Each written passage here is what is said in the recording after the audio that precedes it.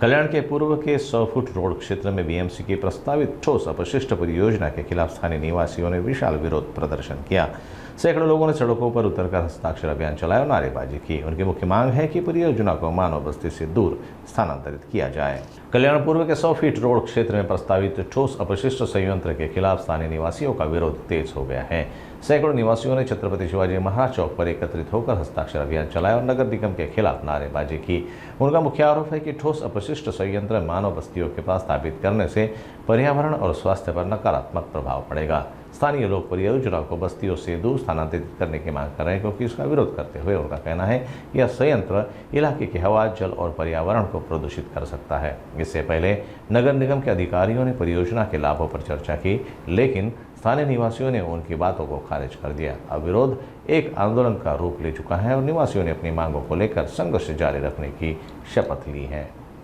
आमच्या इथे शिवरत्न चौक आहे आणि ह्या चौकामध्ये छत्रपती शिवाजी महाराजांचा पुतळा आहे आणि त्याच्या आजूबाजूला 2 इंटरनॅशनल स्कूल आहेत। एक हिंदी मीडियम शाळा आहे आणि साकेत कॉलेज आहे, साकेत स्कूल आहे आणि हा एक मोठी वसाहत आहे। त्या आजूबाजूला एक 15-20 तरी सोसायट्या आहेत आणि अशा सोसायटीमध्ये डम्पिंग काय कचरा वाहन स्थळ इथे केला जातो।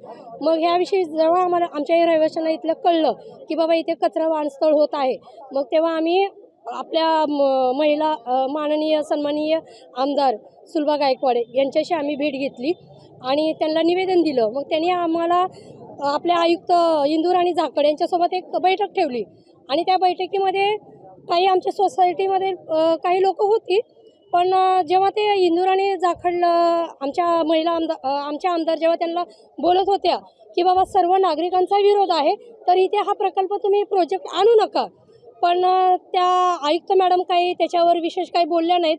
त्या फक्त एकच पटवून द्यायचा प्रयत्न करत होत्या की नाही तो प्रोजेक्ट खूप छान आहे, तो प्रोजेक्ट खूप छान आहे। आणि मग काही आमच्या महिलांना असं त्यांनी उत्तर दिलं की जर समजा वास येत असेल तर त्यांनी घरं विकून निघून जावी, अशा प्रकारे त्यांनी आम्हाला उत्तर दिलं। मग नंतर आम्ही बैठक ठेवली, उपायुक्त अतुल पाटील सर त्यांच्यासमोरही आम्ही तो विषय मांडला। त्यांनीही तेच प्रयत्न केला की नाही हे प्रोजेक्ट खूप छान आहे, अति तुम्हाला सुंदर वाटेल हे ते, पण आम्ही त्यांना एकच सांगितलं की बाबा इथे छत्रपती शिवाजी महाराजांचा पुतळा आहे, तुम्ही अशा पुतळ्याच्या जवळ हा कचरा वाहनस्थळ कसं काय करू शकता? तर त्याने आम्हाला एक उत्तर दिलं की तुम्ही गडावर जा, तिथे काही कचरा नाही आहे का, तुम्ही असं कसं बोलू शकता? अशा प्रकारे त्याने आम्हाला उडवाउडी उत्तर दिली। त्याच्यानंतर मग आमचं असं म्हणणं आहे की आता आमची अशी भूमिका आहे की प्रशासकीय अधिकारी आम्हाला काही म्हणजे आमच्या प्रश्नाची उत्तरं योग्य ते देत नाहीत आणि आम्ही पूर्ण रहिवाशांनी असं ठरवलंय की जोपर्यंत इथून तो हल्ला जात नाही तोपर्यंत आम्ही विरोध करणार आहे। आणि आजूबाजूच्या आता सर्व सोसायटींना हे कळलेलं आहे की इथं कचरा वाहन स्थळ होणार आहे, क्योंकि जब गंदगी फैलेगी, आप देखिए, आप कैमरा घुमाइए, पूरा बस्ती है, बस्ती में कहीं डंपिंग ग्राउंड या कचरे का निस्तारण नहीं केंद्र नहीं है, ये सब बस्ती के बाहर होता है, तो इसका हमको विरोध रहेगा। हमारे बस्ती में नहीं रहना चाहिए, थोड़ा आउटर में निकालिए।